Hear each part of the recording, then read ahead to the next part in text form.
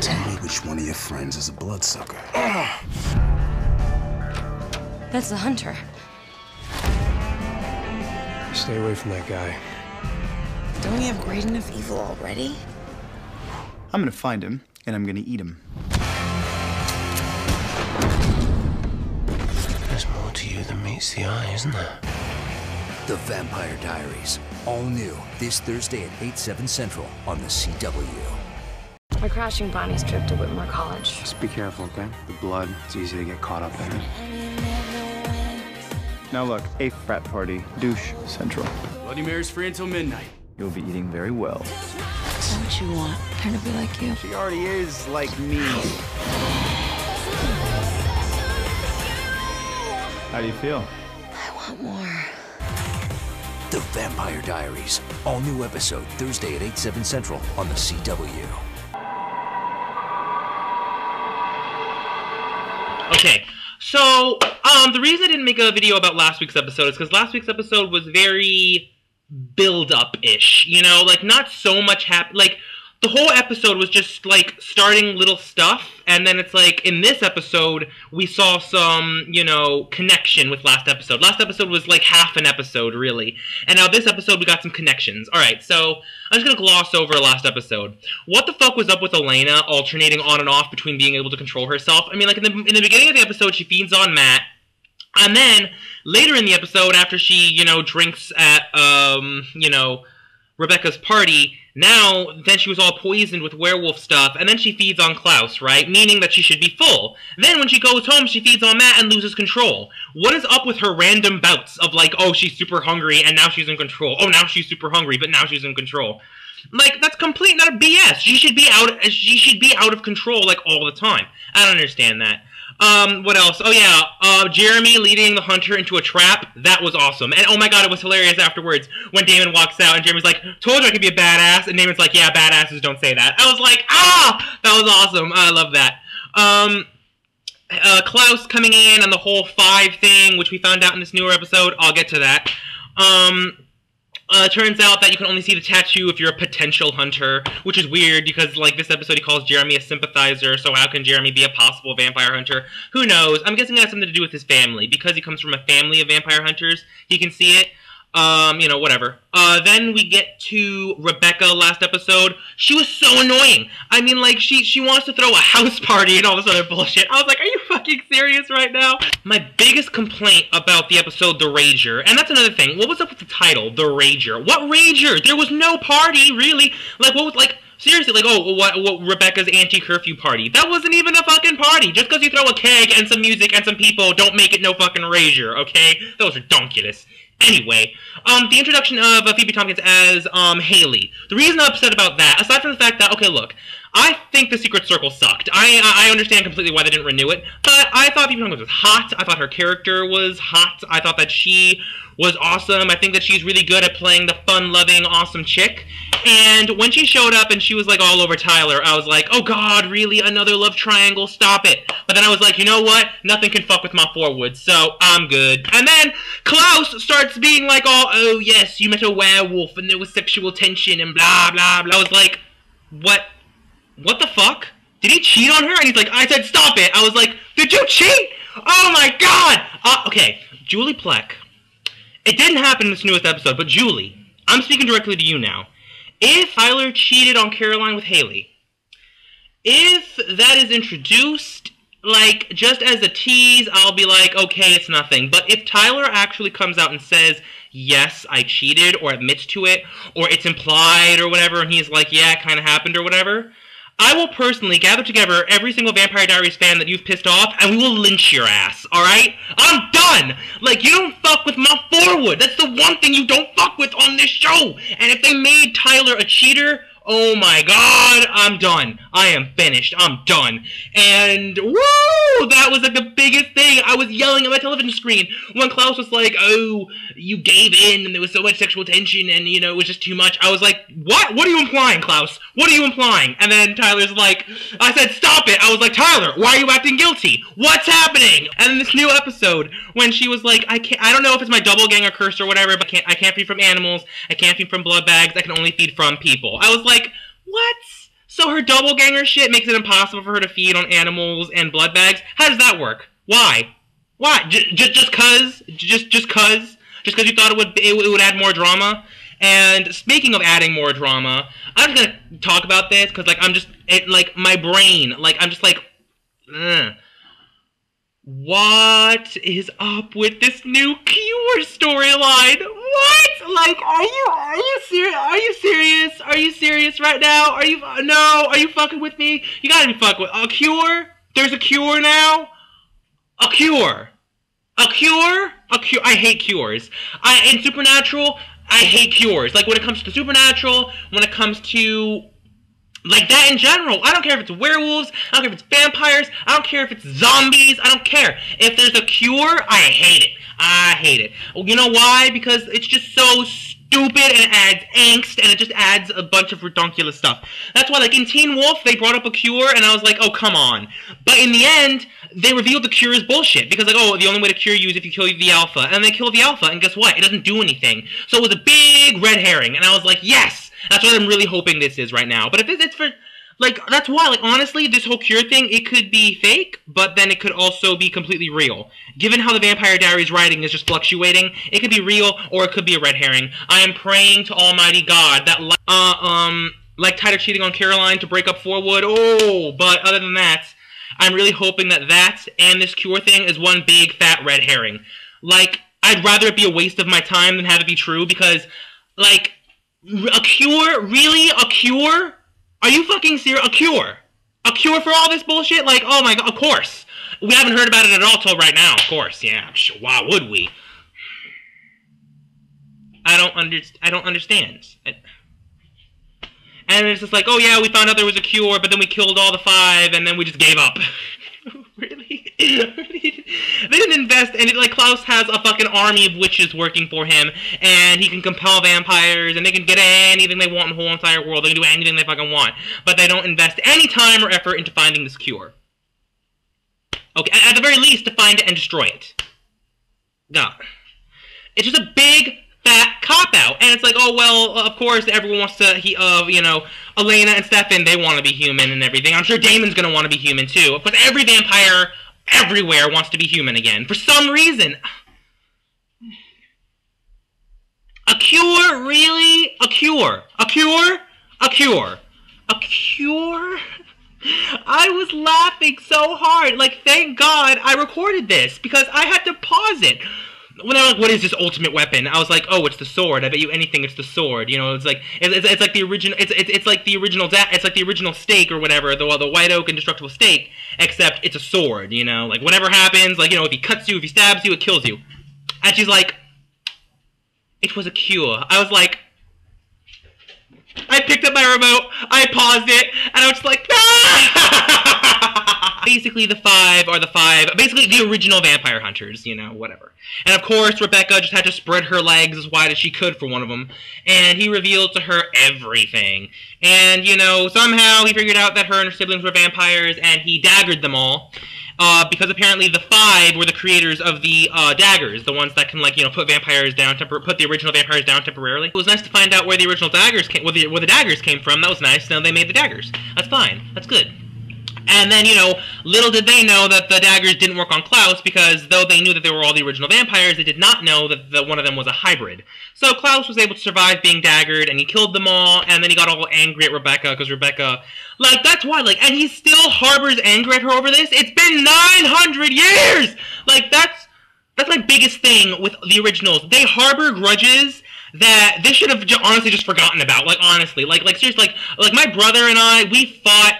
We've gotten angry at each other. My brother, my sister, my mom and me. I've gotten into tiffs and fights with every single member of my family in my life. And right now, if you ask me to recall those fights or whatever, I'd be like, I honestly can't. I honestly can't. You know why? Because it's trivial and it's meaningless. Like, who cares? Like, and it wasn't even like she screwed them over massively. Klaus was able to save them. Let bygones be bygones. It's been 900 years. Same thing in season 3 when Michael shows up and Klaus is all angsty at him for being a bad father. I was like, it's been 1,000 years! Why do you care? I don't get it. I don't get how they allow hatred and grudges and angers that are centuries old to still affect them today. When he's like, oh, my sister, it's amazing how she whores herself out to any man who shows her kindness. I was like, who gives a shit? It was 900 years ago. 900 years ago. Like, really? And he still harbors anger at her for that? Who cares? And then Rebecca, all her bullshit about how it's like, well, Klaus, I'm the only one in our family who can stand you whatsoever. And he's just like, you know, Klaus doesn't give a shit. And Klaus and Stefan want to find the sword because according to, you know, the idiot's original Hunter 5 dude, told Rebecca, and like she wanted to like marry this guy. Like, really, Rebecca? Like, I understand. Like, at this point, I understand Rebecca's stupidity because she's only about like 100 years old or so. You know, I can understand her falling in love with this guy. I understand Stefan and Damon falling for Elena. So I can understand Rebecca, you know, foolishly kind of falling for this guy even though he's a hunter. But girl, you're immortal. You're not going to age, and he's a vampire hunter. And you think he doesn't know that you're a vampire, so you want to be with him and get married with him. But in 5 short years, he's going to notice that you haven't aged a day. 10 years are going to pass. He's going to look older, and you're going to look exactly the same, even if you can keep up this front for that long. So, what was she gonna do? Turn him? Just like wait and then just turn him? He's a vampire hunter, so there's no way he would have consensually turned. So she would have turned him against his will? Then what? He would have gone after her and her family, or he would have committed suicide. Like, she didn't think any of this out at all. So I can understand why Klaus was angry at her then, but it's been 900 years, and he's still angry at her? Like, I don't understand why. Forgive and forget. It was 900 years ago. Way too long to be holding a grudge. So Connor Jordan, he's all tied up and tied to like some thing that can like torture him or whatever, some like stretch machine from the Inquisition. And, you know, he's trying to torture him to get him to tell him something, but Connor Jordan is like, you know, an awesome, tacular vampire hunter, so he ain't saying shit. His lips are sealed.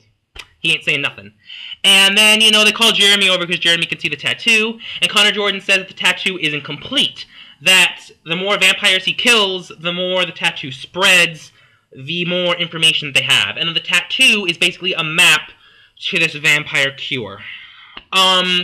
So they're going to, you know, try and find the cure, because the key to reading the map, or whatever the fuck, is the sword. So they're going to find the sword, they're going to get their hands on Connor Jordan, they're going to find the cure, and once they find it, every single person on this show is going to want to get it. So, yeah. And the whole thing where Klaus daggers Rebecca all over again, it was meaningless because it's not anything we haven't seen before. So I was just like, you know, when Klaus was there and he had the dagger, I was like, oh, big surprise, you're going to dagger her. Of course, because she probably would have, like... This biggest thing is, like, because no one can trust Rebecca. Why? Because she's a child. Even though she's one of the oldest beings on the planet, she's still a big fat child. How? She's 1,000 years old. Like last episode when she was throwing her party, I was like, oh, okay, I'd get if she was throwing her party just to fuck with Elena. But then she's like, everyone's like, oh, Rebecca, you have no friends, no one likes you. And that actually gets to her. Like, seriously, like, she should be like, I'm 1,000 years old. I don't give a fuck. Like, seriously, like, why, if you were that old, would you really care if no one liked you? I mean, you're 1,000 years old. You can mind control people. You've got unlimited power, pretty much. I mean, the originals really do have, like, unlimited power. So why would you care? Why would this matter to you? It's like, oh, you don't have any friends, no one likes you. I'd be like, you think this matters to me? You think any of this matters to me? Like Eric in True Blood, he doesn't give a shit. You know why? Because he's 1,000 years old. He doesn't care. But Rebecca, she just lets everything get to her. Why? Because all their emotions are heightened? No, that shouldn't mean... Look at Elijah. Elijah is like... Elijah is the Eric Northman of the Vampire Diaries, okay? He doesn't care, but he's honorable, and he keeps to his word, because he's 1,000 years old, and he's awesome. But Rebecca is a 1,000-year-old teenager who hasn't learned anything.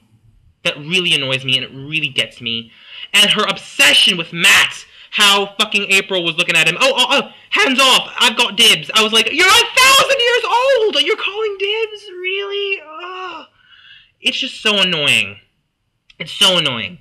And, you know, Elena, her random bouts of control last episode, but this episode, she goes to the frat house, and she feeds on the dudes, and, oh god, that guy giving out roofies, if I was a vampire, he'd be the first person I'd go for, although, unlike Elena, I probably wouldn't have let him walk away from that. And also, how come Elena didn't compel him to not roofie anyone ever again? That's what I would have done. I would have been like, leave here and don't remember me feeding on you, and never ever roofie anyone again. Like, that's what I would have done, but no, she just lets him go. Really, Elena? Come on. Think about people. Think about things other than yourself, because what's to stop him from going right back there and roofing some young girl all over again? I feel so close to you right now. Like, this episode, and last episode when her and Stefan were rolling around in bed, to Alex Claire, I was like, why? Like, I don't mean to sound like, I don't want to hear top 40 songs on the Vampire Diaries. I don't want to hear that. I go to Vampire Diaries and Teen Wolf and shit like that, aside from the awesome characters and Teen Wolf's awesome storyline and the Vampire Diaries bittersweet storyline. Aside from going to it for that, I go to it for the awesome music I hear. That's why when I hear top 40 songs, I'm just like, come on, guys, you can do better. Show me some, let me listen to some alternative. Let me listen to some, like, you know, some really cool, funky stuff, like the Vampire Diaries gives me. But no, I'm listening to, you know, I feel so close to you right now. I was like, come on. There's more obscure stuff out there that you guys can play. I mean, come on. Like my iPod, I don't have it with me right now, but I've got some awesome music on my iPod that's pretty obscure that I've never heard on, like, on the radio. And then, you know, Alex Claire last episode, I was like, really? Alex Claire? Like, I love Alex Claire, I do, you know, Lateness of the Hour, it's a fucking awesome album, I own it, I love it, but, I mean, for that scene, no. So yeah, but they were dancing and they were like, yeah, they got blood on their mouths, and it's like, yeah, we're having all kinds of awesome vampire fun. And then Bonnie comes out of nowhere and she's like, Elena, shh, what you doing? And Elena's like, oh my god, what am I doing? I should be here with Stefan, I should be doing this with Stefan. I was like, Elena, shut up. Stop complaining, stop whining, you just ate real good. Like, I don't understand what's up with her being all, oh, I should be here with Stefan. Like, the love triangle just drags down this show. Why can't her and Damon just be buddies? Why can't her and Damon just be awesome vampire buddies who go on feeding binges together? Why? No, she's got to drag her angst into it. She's got to drag her, I should be here with Stefan, I should be doing this with Stefan, I should be wah, wah. Why? Why? Why can't you just be like, yeah, listen, Damon, we had a good time tonight, but that's it. We're just vampire buddies. We're just vampire BFFs, that's it. Like, that would be cool, that would be fine. But no, just talk about Stefan and how she should be there with him and stuff. And then, you know, the whole thing where she's just like, I'm not a vampire, I don't want to feel these things, blah, blah. She's been a vampire for all of a week. It has to sink in, girl. Stop whining. Like, I can't stand the whining. And the whole thing about how Damon's like, oh, we're in a fight. And Stefan's like, we're not in a fight. I was like, what? What? Like, why are they like this? Like, I don't understand. So Damon gave your girl some blood. I understand he's mad, but I'm like Stefan. I'm like, they're not in a fight. Like, seriously, they've done a lot other horrible. They've done other horrible things to each other, and they've gotten over it. Because Damon gave Elena some blood, it's some fight that they have to go through that lasts like 3-4 episodes. Really? Really? Like, I don't, like, why is the writing on this show so inconsistent?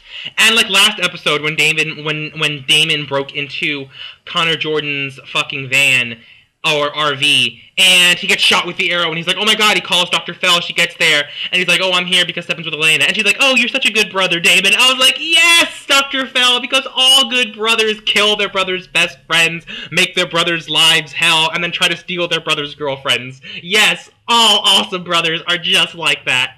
Oh my god, Meredith, shut your pie hole. Oh, I'm leaving town, I'm leaving town. I was like, you're not going anywhere. And then Meredith said, like, you're not going anywhere. I was like, Jesus. It was hilarious. Oh god. That's why, like, last episode was kind of pointless, because it was just a bunch of question marks that got filled in this episode. So, yeah, Stefan's gonna erase Jeremy's memories, and, also, I'm gonna call the biggest bullshit in the world how Klaus says that he can't make hybrids anymore because, Rebecca destroyed Elena's blood. Rebecca destroyed 3 bags of Elena's blood. Didn't he bleed Elena to the point of her death last season? The human body produces more than 3 bags of blood.